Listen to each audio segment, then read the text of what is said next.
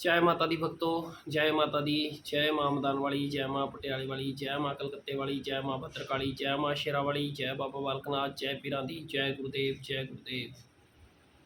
जय माता दी। आप सभी भक्तों को माता रानी आप सबको खुश रखे, खुशहाल रखे। माता रानी आप सबके अंदर के भंडारे भरे।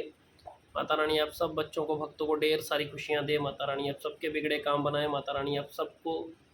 इतनी खुशियाँ दे कि आपसे समेटे भी ना सिमटे, आपकी झोलियाँ छोटी पड़ जाए लेकिन माता रानी की खुशियाँ ढेरों हों आपके लिए। आप सब पर माता रानी की करुणा कृपा बरसती रहे। आप सब माता रानी के प्यारे बच्चों के साथ माता रानी सदैव ऐसे ही चलती रहे। आप सबके डंके बजते रहें, माता रानी के डंके बजते रहें, ऐसी कामना करते हुए, माता रानी के चरणों में अरदास लगाते हुए आप सबको आज इस वीडियो के अंदर बताएंगे कि गुरु और शिष्य का नाता आज के समय में क्या चल रहा है और कैसा होना चाहिए, और कैसे गुरु शिष्य के बारे में सोचते हुए बहुत सारे बच्चे परेशान होते हैं। और वो सोचते हैं कि हमें कोई अच्छा गुरु नहीं मिल रहा, या हम अच्छे गुरु के शरण में नहीं जा पा रहे हैं। और बहुत सारे बच्चे ऐसे भटकते हैं कि मतलब कि जो बिल्कुल लाचार हो चुके होते हैं हर तरह से, मतलब इस लाइन के अंदर चलते हुए, कि उनके पास भक्ति भी होती है, शक्ति का भी अच्छा प्रदर्शन होता है, उनके पास शक्ति स्वयं से कार्यरत रहती है, लेकिन उनको एक ऐसे गुरु की तलाश होती है जिसको वो चाह कर भी पा नहीं सकते। और इसमें बहुत सारे गुरु भी होते हैं जो इस चीज़ के लिए ज़िम्मेदार होते हैं, और बहुत सारे शिष्य भी होते हैं जो इस चीज़ के लिए ज़िम्मेदार होते हैं। जो आज का समय चल रहा है ना, इस समय के अंदर गुरु ढूंढ पाना बड़ा मुश्किल है, लेकिन कहीं ना कहीं शक्ति जाके स्वयं ही ऐसे गुरु से परिचित करा देती है, और वो गुरु अक्सर बच्चों को मिल ही जाता है। ठीक है। आज के समय के अनुसार जो गुरु शिष्य का नाता है, मतलब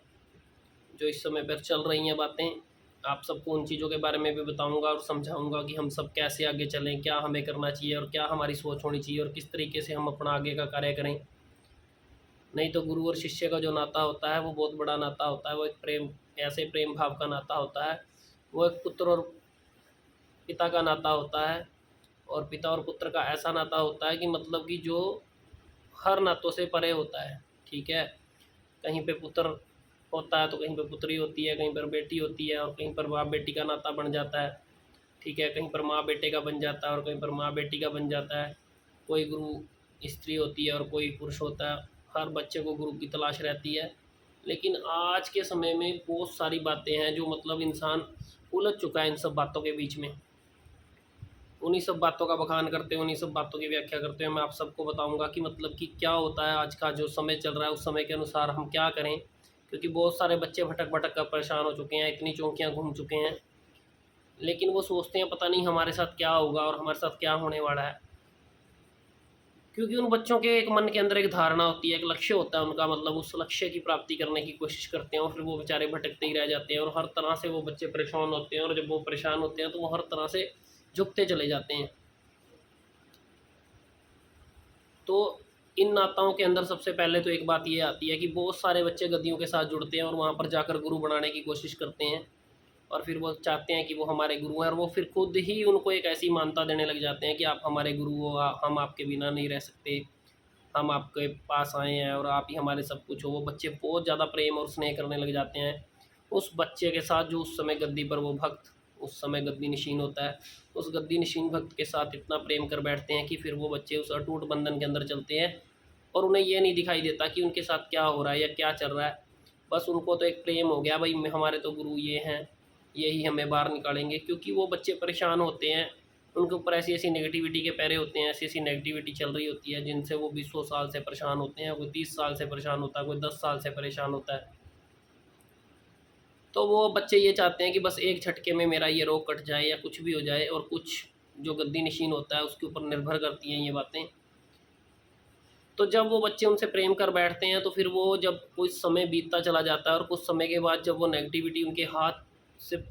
मतलब निकलती चली जाती है, उसकी पकड़ बनाने में असमर्थ होता है जो गद्दी नशीन भक्त होता है, जो उसकी पकड़ नहीं बना पाता, और जो उसको निकालने के लिए मतलब जो उसको दूर करने के लिए वो कार्य नहीं कर पाता, तो फिर वो जो बच्चे होते हैं जो उनसे प्रेम करके बैठे हैं, वो उनको अपना गुरु मान कर बैठे हैं, और वो बोलते हैं कि आप ही हमारे सब कुछ हो, हमारी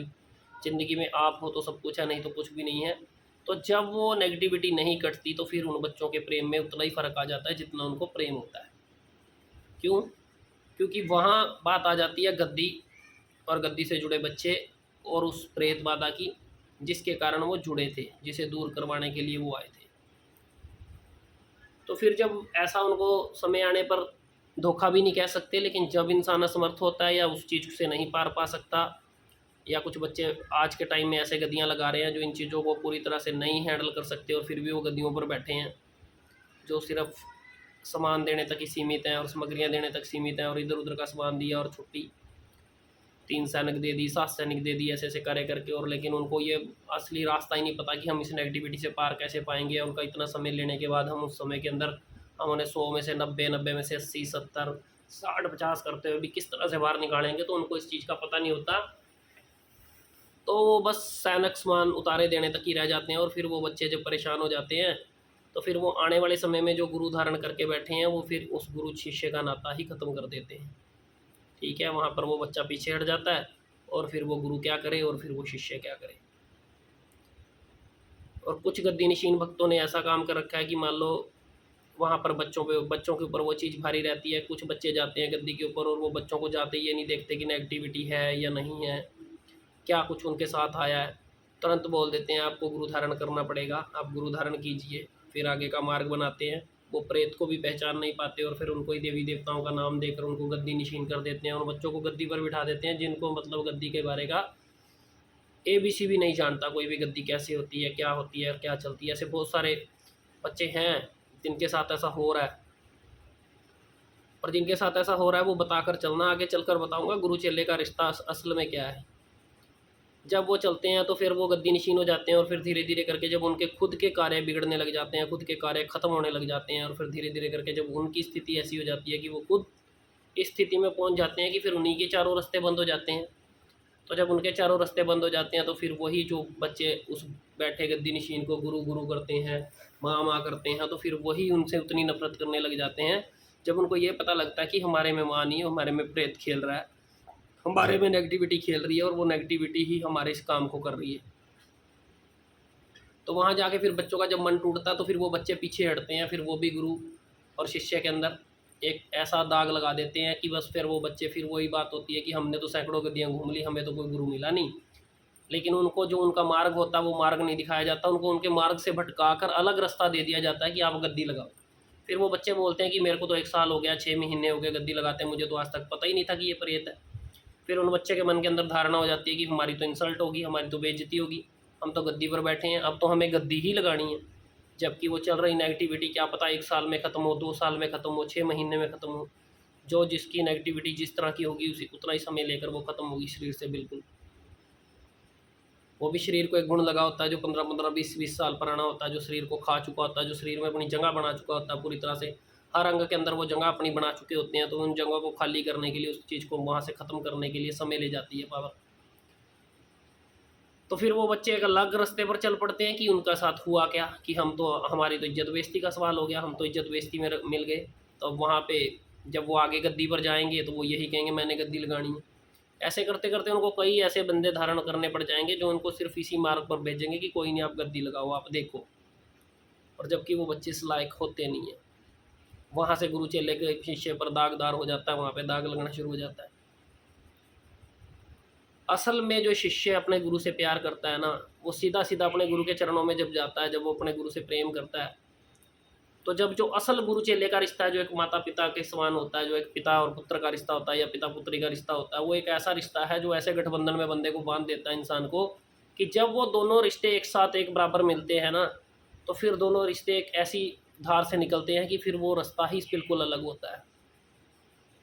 कुछ ऐसे बच्चे जो इस लाइन में नए होते हैं, जो ज़्यादा पिस जाते हैं, जैसे कि मान लो एक गद्दी से इंसान जुड़ गया और उस गद्दी के ऊपर उस बच्चे के पास जो गद्दी नशीन बैठा है उसके पास पूरा खेल है, वो खेल को चला रहा है, वो इस चीज़ को चल रहा है लेकर। और फिर वो जब उस गद्दी पर बैठा वो बच्चा जब उस कार्य को करवाता है या उस नेगेटिविटी को कटवाता है, या कटते कटते जब उसका समय बीत जाता है, उसके 5 साल, 4 साल, 6 साल निकल जाते हैं, तो वो उस बच्चा गद्दी से प्रेम करने लग जाता है। तो वहाँ पर धीरे धीरे करके जब वो बच्चा उस गद्दी पर रमता चला जाता है, जब वो बच्चा कुछ ऐसे खेल के अंदर माहिर हो जाता है कि वो बच्चा अपने गुरु से बराबरी करने के लायक हो जाता है, लेकिन गुरु की बराबरी कभी नहीं होती। लेकिन एक सिर्फ एक आपको उदाहरण दे रहा हूँ कि जब उस बच्चे के ऊपर भी वो शक्तियाँ, उसी दरबार की शक्तियाँ वो खेलना शुरू कर देती हैं, जब वो कार्यरत हो जाती हैं, जब वो बच्चा धीरे धीरे करना सीख जाता है, तो सीखने के बाद फिर उसी गुरु के मन के अंदर जब वो अपने गुरु के लिए सब कुछ लौटा देता है, वो अपने गुरु को सिर का ताज बनाकर बैठा है, वो अपने गुरु के लिए हर वो चीज़ लिए बैठा है जिस चीज़ की उसके गुरु को आवश्यकता है। अगर उसके गुरु ने कांटों पर पैर रखने जा रहा है तो वो हाथ अपना नीचे रख देता है कि आपको कांटा नहीं लगना चाहिए, चाहे मेरे कांटे आर पार हो जाएं। तो ऐसी भावना रखने वाले उन बच्चों को जब एक वो परीक्षा लगती है तो वो बच्चे उस परीक्षा में पूर्ण होते हैं। जब वो उस परीक्षा में पूर्ण होते हैं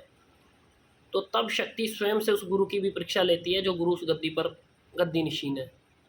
कुछ समय ऐसा आता है जब वो बच्चे जो अपने गुरु के अंग संग रहते हैं, जो अपने बच्चे पल पल अपने गुरु का साथ देने के लिए अपने गुरु के आसपास ही रहते हैं कि हमारे गुरु को किसी प्रकार की कोई दिक्कत ना आए, हमारा गुरु तो बस हमारा सब कुछ है, उसे भगवान मानकर बैठ जाते हैं। असल में गुरु को तो भगवान से ऊपर का भी दर्जा दिया गया, लेकिन समझे तो कोई तब, जैसे बोल देते हैं ना, मानो तो गंगा माहू ना मानो तो बहता पानी। वही बात होती है, अगर कोई गुरु को अपना नाते से समझ कर चलता है तो वो गुरु एक बहुत बड़ी उपाधि पर बैठा वो भक्त है जो आप सबको पार लगा सकता है। एक वैसा रास्ता है, ऐसा मार्ग है, ऐसी रोशनी है जो आपको हर रास्ते से पार लगा सकती है। लेकिन जब बच्चा इस चीज़ों को पूर्ण करता हुआ जब उस बच्चे पर कठिनाई का समय शुरू होता है ना, जब वहाँ पे एक गुरु की परीक्षा लगनी शुरू होती है कि जिस बच्चे ने आपके लिए सब कुछ निछावर कर दिया, जिस बच्चे ने आपके लिए वो हर चीज़, जिस चीज़ के दौर से आप गुजरे, कि उसने आपके लिए हर चीज़ अपने आपके कदमों में लाकर रख दी, अपने खुद को भी अपने आपके पैरों में बिछा दिया, तो जब उस बच्चे को आपकी सबसे ज़्यादा ज़रूरत होती है, तो जब वहाँ से वो गुरु अपना पीछा छुड़ाता है ना, जब वहाँ से वो अपनी किनारे को करने की कोशिश करता है, अभी मेरे पास तो और भी बहुत बच्चे हैं, मैं इसके पीछे अपना समय नहीं ख़राब करना चाहता, ये अब बच्चा डूब गया है तो ये अब इसको बाहर नहीं निकाल सकता। और सबसे ज़्यादा परेशानी तभी आती है जब वो बच्चा इन चीज़ों के पास लगा होता है, उसकी आर्थिक स्थिति कमज़ोर हो जाएगी, वो हर तरह से टूट जाएगा, उसके चारों रास्ते बंद हो जाएंगे, वो चाह कर भी वो सोच नहीं पाएगा, उसकी बुद्धि खत्म होती चली जाएगी, जबकि उसके पास सब कुछ होगा, सिर्फ एक वो परीक्षा लगी होती है उस समय पर। और जब वो गुरु वहाँ से किनारा कर जाता है तो वो गुरु की परीक्षा होती है, वहाँ पर वो गुरु फेल हो जाता है। जब वो गुरु फेल हो जाता है तो वो बच्चा सोचता है कि भाई अब मेरे यहाँ पे मेरे गुरु ने मुझे धोखा दे दिया। वो धोखा नहीं होता, एक तरह का वो लगी हुई परीक्षा में वो गुरु भी पूर्णतः वो परीक्षा को पार नहीं कर पाता, और वो गुरु भी एक तरह से जो कदम पीछे हटाते हैं तो वो अपने बच्चे के प्रति वो झुकाव, वो जो होना चाहिए वो नहीं कर पाते, और फिर वो उस चीज़ के अंदर वो भी फेल हो जाते हैं। लेकिन ये बात याद रखो, जिन बच्चों ने अपने गुरु की सेवा निष्काम भाव से की होती है, जिन्होंने अपने गुरु की सेवा, जिन बच्चों ने ये लगा लो कि इस तरह से की होती है कि उन्होंने तो अपने गुरु को अपने सिर का ताज और खुद उनके पैर की जूती बनकर चलते हैं, तो वहाँ पर पीछे खड़ी जो शक्ति होती है उनके गुरु के पीछे खड़ी हुई, एक बार गुरु मुँह मोड़ सकता है लेकिन वो शक्ति कभी मुँह नहीं मोड़ती है। ठीक है, इसलिए आप सब जितने भी भक्त और जितने भी बच्चे हो, अगर किसी गद्दी से जुड़े हुए एक लॉन्ग समय से, लंबे समय से, तो आप कभी इस चीज़ के लिए परेशान मत होना कि अगर आपके गुरु ने मुंह मोड़ लिया तो आपसे सब कुछ मुड़ गया, क्योंकि जो पीछे की शक्तियाँ होती हैं वो कभी इंसान से मुंह नहीं मोड़ती। आने वाले समय में वो शक्तियाँ इंसान के ऊपर कार्यरत होती हैं, और जो पावर से वो दरबार काम कर रहा होता है उसी पावर से वो बच्चा काम करेगा आगे चलकर। ये हर एक बच्चे के साथ है, और बहुत सारे बच्चे इस चीज़ को पा भी चुके होंगे, और बहुत सारे इस बच्चे इस चीज़ में निपुण भी हो चुके होंगे। तो इसलिए ये उन बच्चों के लिए जो ये बच्चे इस स्थिति से इस समय पर गुजर रहे हैं, तो इन स्थितियों को मतलब कैसे आपने पार करना है कि अगर आप अपने समय को नहीं निकाल पा रहे हो, अगर आपका गुरु उस समय पर आपसे मुंह मोड़ रहा है, आपसे वो पीछा छुटा रहा है, तो आप कतई भी मत घबराओ। आप अपने उसी प्रेम से, उसी स्नेह से अपने गुरु से अगर वो पीछे हटते जा रहे हैं तो आप पीछे हटो। पीछे हटकर आप उनसे मन बना कर रखो, अपना जो मन का तार है वो जोड़ कर रखो, लेकिन आप कभी मत ये सोचो कि मतलब कि उन्होंने हमारे लिए कुछ नहीं किया या उनका ये था। लेकिन हाँ, वो अपने कर्तव्य से मुंह मोड़ गए, अपने कर्म से मुंह मोड़ गए, तो उनको भी वो चीज़ आगे चलकर भुगतनी पड़ती है, वो बिना भुगते कोई नहीं यहाँ से जाता। और ऐसे ही बहुत सारे बच्चे, ऐसे ही बहुत सारे शिष्य जिनको गुरु बहुत ज़्यादा प्रेम करते हैं, और गुरु इतना प्रेम करते हैं कि मतलब जिसकी कोई सीमा नहीं होती। गुरु अपनी हर चीज़ उन बच्चों को देते हैं, अभी ले बेटा ये भी सीख ले, ये भी सीख ले, ये भी कर्म है, ये भी कर्म है, और वो कर्म सिखाते सिखाते अपने बच्चे को एक ऊंचे लेवल पर ले जाते हैं। लेकिन जब वो ऊंचा लेवल वो इंसान पार कर रहा होता है, तो जब एक बच्चे की परीक्षा लगनी शुरू होती है, तो गुरु पे कोई ऐसा समय चल जाता है जहाँ पर एक बच्चे को अपने गुरु का पूरा साथ देना होता है, और जब वो साथ देने की बारी आती है तो वहाँ पर वो शिष्य घूम जाता है कि हट, मैं क्यों साथ दूँ, मैं तो बहुत ऊपर जा लिया, मेरे पास वो तो सब कुछ आ गया। वो एक अलग घमंड में जीने लग जाता है कि पता नहीं अब मेरा गुरु नीचे गिर चुका है, मेरे गुरु की क्या कमी है, मैं अपने गुरु को कैसे निकाल, मेरा गुरु मेरे सहारे लेकर निकलना चाहता है, मतलब मैं तो बड़ा हो गया। तो जब वहाँ पर उस शिष्य के मन के अंदर ये मैल पैदा होता है, तो तब वो शिष्य गिर जाता है। वो सब कुछ होते हुए भी वो उससे सब कुछ चला जाता है, चाहे वो लाख जोर लगा ले, वो चीज़ कभी वापस नहीं मिलती।